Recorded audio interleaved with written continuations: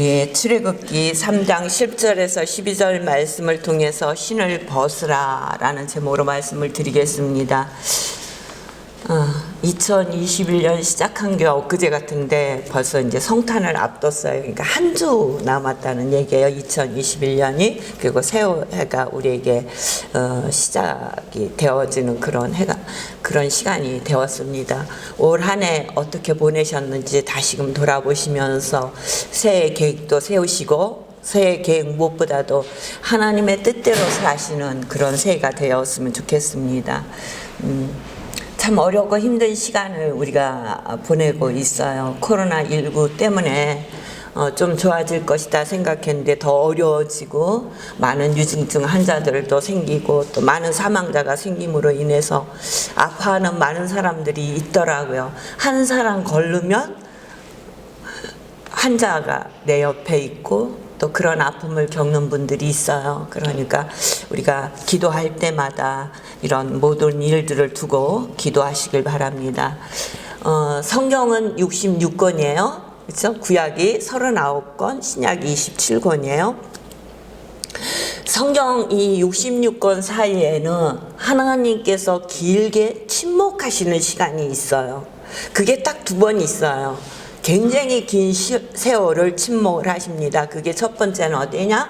구약의 마지막 선지서 말라기서가 끝나고 신약의 첫 번째 책은 우리는 마태복음이잖아요. 근데 첫 번째 쓰여진 책은 마태복음이 아니고 마가복음이에요. 그러니까 신약이 시작될 때까지 우리는 거기를 중간기라고 얘기를 하는데 거기를 암흑시대라고도 얘기를 합니다. 왜냐하면 그 시간이 400년이었는데 하나님의 말씀이 없었다는 거예요. 그래서 그 시대를 암흑시대라 그렇게 얘기를 해요. 그러면 그때만 그렇게 하나님의 음성이 없었는가? 아니요. 또 이렇게 긴 세월 동안 하나님의 음성이 들려오지 않을 때가 있었어요. 그때가 언제냐면 창세기가 끝나고 출애굽기가 시작할 때예요. 창세기가 끝난과 동시에 출애굽기가 시작하는 그 400년 동안도 하나님의 음성이 들려오지 않았어요.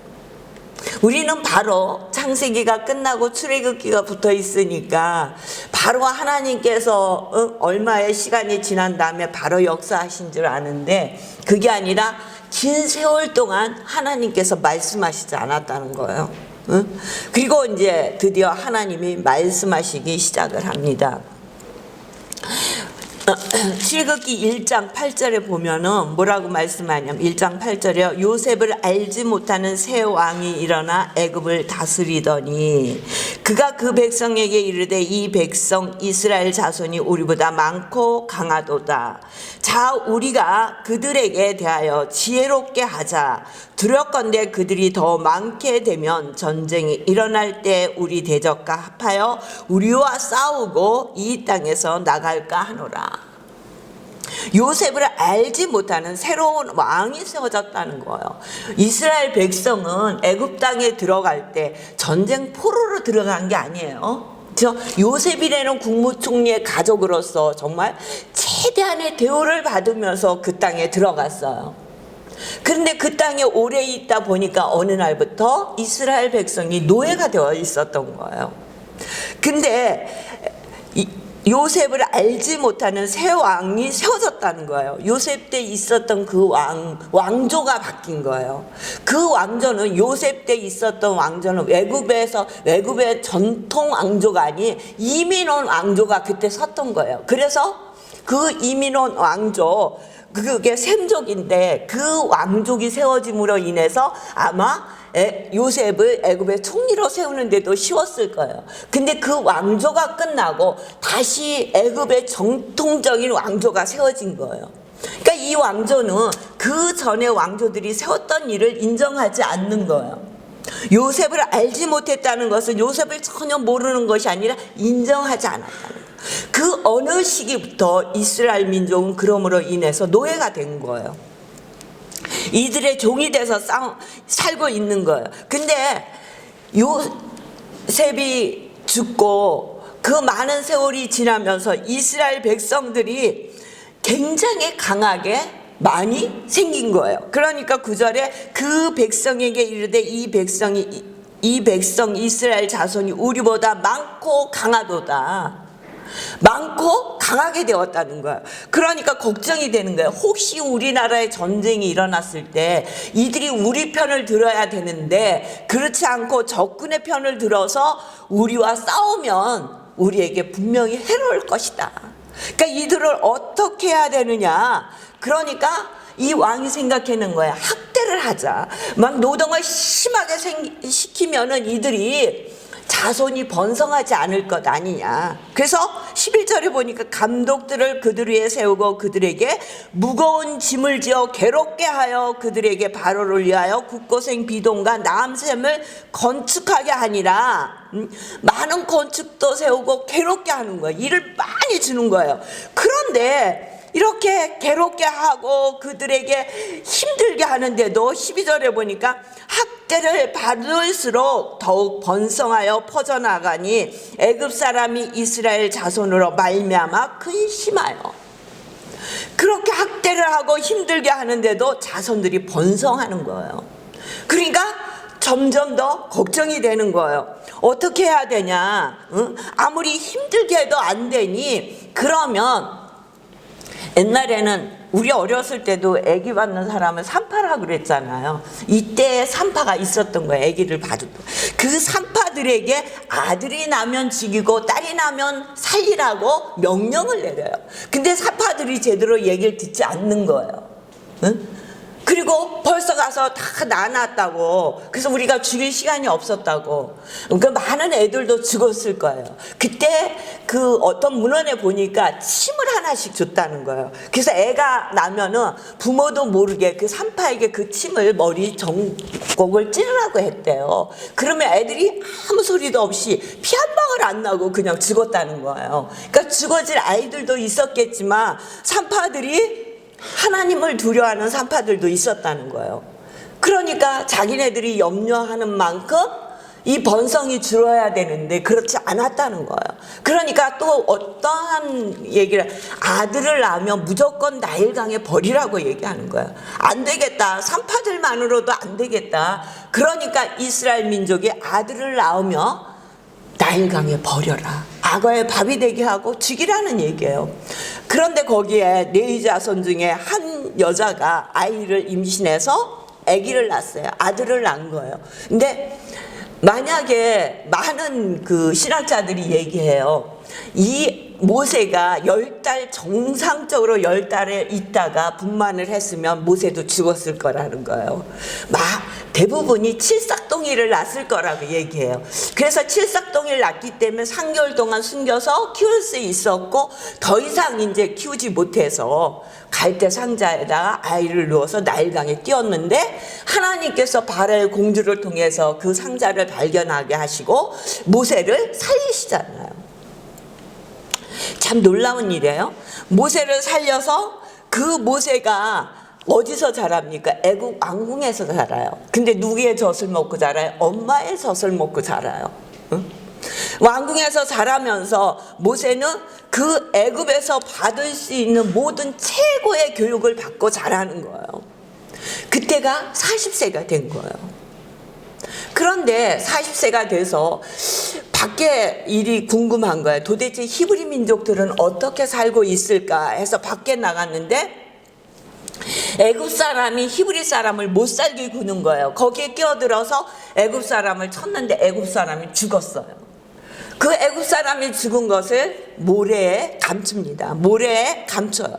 그리고 도망갔으니까 이 일이 발각되지 않을 것이라고 생각을 했어요. 왜냐하면 아무도 본 사람이 없고, 그러니까 그런데 그 다음날 또 나갔더니 많은 사람들이 모세가 애굽 사람을 죽인 것을 알고 있는 거예요. 그리고 그 소문이 궁전까지 들어간 거예요. 그래서 이 성경에는 그렇게 얘기하지 않고 있는데 이 당시에 왕의 가족이잖아요. 모세가. 왕의 가족이 어떠한 사람 하나를 죽였다고 해서 죽일 일도 없고 그가 도망갈 일도 없는데 아마 권력 투쟁이 이 안에서 있었을 것이다. 그래서 모세가 그 일로 인해서 권력을 가질 수도 없을 뿐더러 그 일로 인해서 죽을 수밖에 없는 상황이 되니까 미디안 광야로 도망을 가잖아요. 살 수 없게 된 거예요. 이제 더 이상 애국 궁전에서 바로의 딸 공주의 아들로 살아나갈 수가 없는 거예요. 그러니까 아무도 모르는 미디안 광야로 도망을 가서 거기서 만나는데 미디안 제사장 누에를 만나잖아요. 누에를 만나서 그 집에서 살면서 그의 딸 시보라와 결혼하고 성경에 보면 아들 둘을 낳았어요. 그리고 사는 거예요. 그냥 아무 생각도 없이 40년을 그 광야길에 이드로의 양을 치면서 살아가는 거예요. 오늘 3장 1절에 보니까 뭐라고요? 모세가 그 장인 미디안 제사장 이드로의 양떼를 치더니 그 떼를 광야 서쪽으로 인도하여 하나님의 산 호렙에 이름에 40년이 있었는데 이때까지도 뭐라고 해요? 그의 장인 미디안 제사장 이드로의 양떼를 치더라. 장인의 양떼를 치고 있었던 거예요. 우리나라 옛말에 뭐라 그래요? 보리가 3마리면 처가살이를 안 한다 그러잖아요. 이 시대에도 처가살이를 한다는 것은 정말 아무것도 할 수 없는 사람이에요. 자기의 명의로 뭘 할 수 없는 사람이에요. 처음에는 애굽에서 자기를 혹시나 찾아올까요? 가장 멀고 힘든 광야길에 갔는데 거기서도 자기 자체적으로 살 수 있는 어떤 기반이 없었던 거예요. 그러니까 계속해서 장인의 도움을 받지 않으면 살 수 없는 처지에 있었던 거예요. 그리고 장인의 양떼를 몰고 그 광야를 온 광야를 돌면서 양떼 먹이를 찾으면서 돌아다닌 거예요. 그렇게 몇 년이요? 40년의 세월이 흐른 거예요. 아마 모세에게는 아무 생각이 없었을 거예요. 많은 것이 포기되었을 거예요. 처음에는 포기되지 않고 힘들어했던 많은 것들이 포기되어져서 점점 그 안에서 평안이 있었을지 몰라요. 이게 나의 삶인가 보다. 이제 뭐 나이가 80이 됐는데 더 이상 내가 뭘 더 바래. 그냥 이대로 살다가 그냥 이 세상 끝나면 되겠지. 이렇게 생각을 하고 아마 열심히 일을 하고 있었을 거예요. 응? 근데 이때 하나님께서 모세를 부르시는 거예요. 2절 보세요. 3장 2절. 여호와의 사자가 떨기나무 가운데부터 나오는 불꽃 안에서 그에게 나타나시니라. 그가 보니 떨기나무에 불이 붙었으나 그 떨기나무가 사라지지 아니하는지라. 떨기나무는 뭐야? 아카시아 나무 종류인데 가시나무란 말이에요. 그러니까 불이 붙으면 호로록 타버리는 거예요. 광야에 흔했던 나무라는 거예요. 근데 불길은 붙었는데 타질 않는 거예요.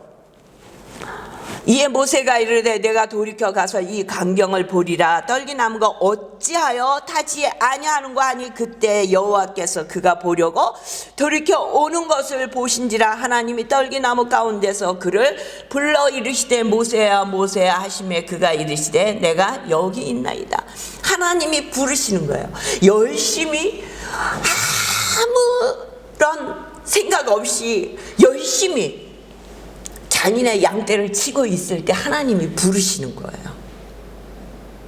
근데 하나님이 부르시는 사람들의 특징이 있어요.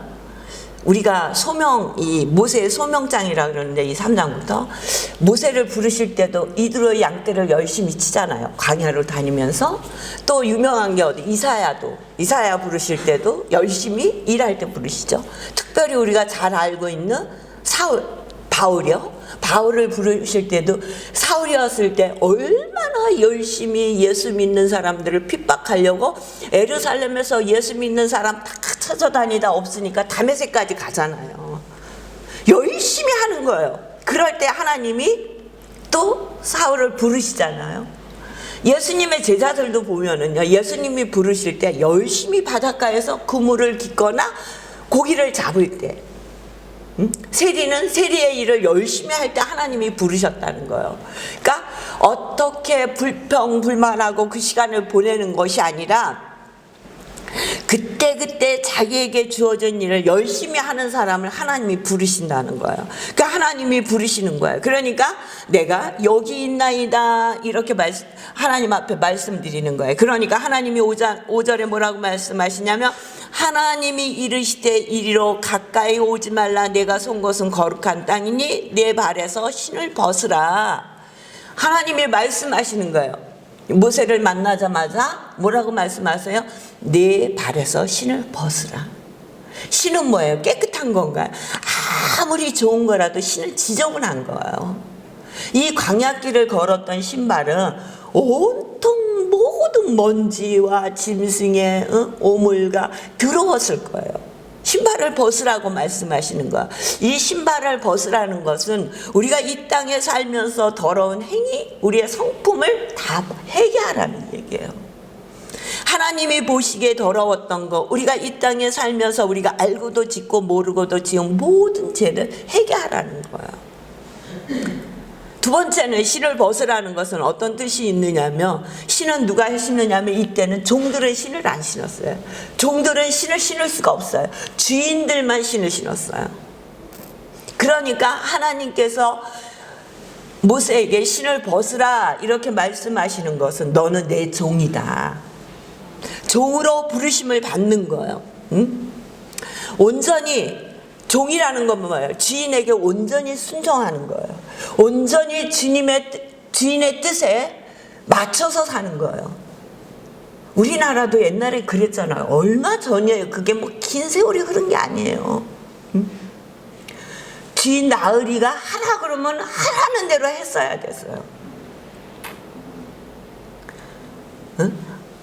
우리 어렸을 때 저도 그 시골에 갔던 어떤 집에 그 마당 쓰는 마당새도 있고 자고 나면은 그 대야 그 놋대야에다가 물 갖다 주시는 분도 있고 그런 거 봤어요.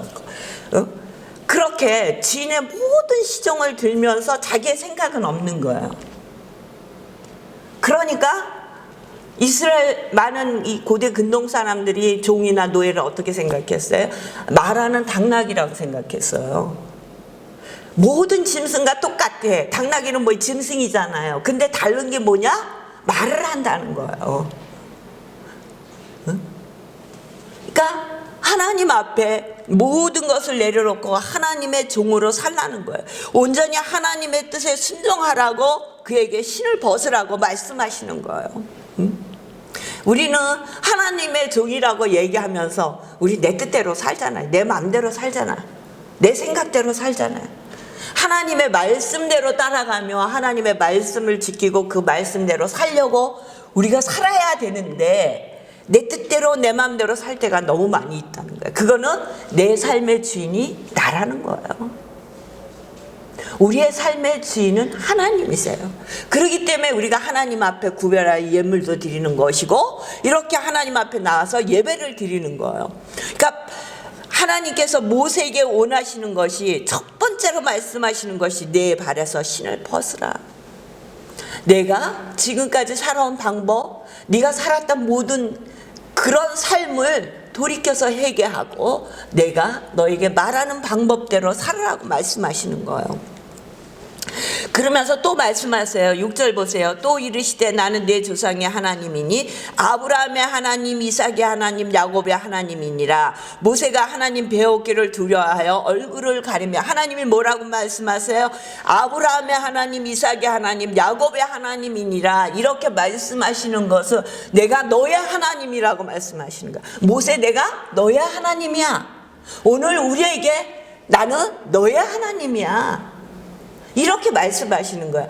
옛날에 우리의 믿음의 조상 아브라함과 이삭과 야곱의 하나님뿐만 아니라 오늘 저와 여러분의 하나님이라고 말씀하시는 거예요. 응? 하나님이 나의 하나님이 되신다고 얘기하는 거예요. 그러니까 하나님 앞에 두려워서 얼굴을 가리매 여호와께서 이르시되 내가 애굽에 있는 내 백성의 고통을 분명히 보고 그들이 그들의 감독자로 말미암아 부르짖음을 듣고 그 근심을 알고 하나님이 뭐라 그래요? 보셨고 듣고 알고 계신다고 얘기하는 거예요. 하나님의 말씀이 이들에게 들려오지 않은 암흑 시대를 보냈지만 하나님은 그때도 분명히 이들을 보고 계셨고 듣고 계셨고 알고 계셨다는 거예요. 2장 23절에 보니까 여러 해 후에 애굽 왕은 죽었고 이스라엘 자손은 고된 노동으로 말미암아 탄식하며 부르짖으니 그 고된 노동으로 말미암아 부르짖는 소리가 하나님께 상달된지라. 하나님은 우리의 기도를 들으신다는 거예요. 우리의 고통을 보고 계신다는 거예요. 우리의 울부짖음을 또 또 우리의 근심을 알고 계신다고 말씀하세요. 어떤 환경에 있든 하나님은 우리를 알고 계세요. 보고 계세요. 듣고 계신다는 거예요. 기도하면서 왜 내 기도는 듣지 않으실까? 왜 나는 이렇게도 힘들고 어렵고 고통스러운 상황 가운데 있는가 생각하지만 그때도 하나님은 보고 계시고 듣고 계시고 알고 계신다고 얘기해요. 그러나 하나님은 하나님 때 일을 하십니다. 하나님 때가 되니까 모세가 40년 동안 광야에서 자기의 모든 것을 내려놓고 하나님이 부르실 때 처음부터 온전히 응답하지는 않지만 그래도 하나님의 뜻을 따라 순종할 사람이 되어 있었던 거예요. 광야에서 하나님의 일을 감당할 사람이 되었을 때 하나님께서 그를 부르시고 말씀하시는 거예요. 내가 그들의 고통을 분명히 보았고 그들의 부르짖음을 듣고 그들의 근심을 안다고 말씀하시는 거예요. 그래서 9절에 이스라엘 자손의 부르짖음이 내게 달하고 애굽 사람들이 그들을 괴롭히는 학대도 내가 보았다. 고통 모든 것을 보았다고 말씀하세요. 그 보신 하나님은 그래 나는 봤어 그렇게 내버려 두시는 게 아니라 내가 너희와 함께 하실 것이라고 약속하시는 거예요. 12절에 보니까 하나님이 이르시되 내가 반드시 너와 함께 있으리라. 우리가 기도할 때 기도를 들으시고 우리의 삶을 보시고 우리의 고통을 알고 계신다고 말씀하시면서 내가 분명히 너와 함께 하실 것이라고 말씀하시는 하나님이 오늘도 저와 여러분과 함께 하십니다. 여러분의 모든 사정을 알고 계시며 여러분의 모든 것을 보고 계시며 듣고 계신다는 거예요. 우리의 기도를 듣고 계신다고 말씀하시는 거예요. 여러분, 우리가 이 땅에 살면서 2021년을 보내고 있습니다. 여러 가지로 많이 힘들고 어렵고 고통스러운 시간을 보내고 있다 할지라도 이 시간 역시 하나님께서 우리와 함께 하심을 믿으시길 주의 이름으로 축원합니다. 이 시간에 기도하는 그 기도를 들으시고 우리가 고통의 자리에 있을 때 우리의 고통을 본다고 말씀하세요. 그리고 약속하십니다. 내가 너와 함께 할 것이라고. 우리가 해야 할 일은 하나님 앞에 신을 벗는 거예요. 하나님이 우리의 삶의 주인이 되시게 우리의 악하고 더러운 모든 것을 하나님 앞에 내어놓고 회개하는 저와 여러분이 되시기를 주의 이름으로 축원합니다.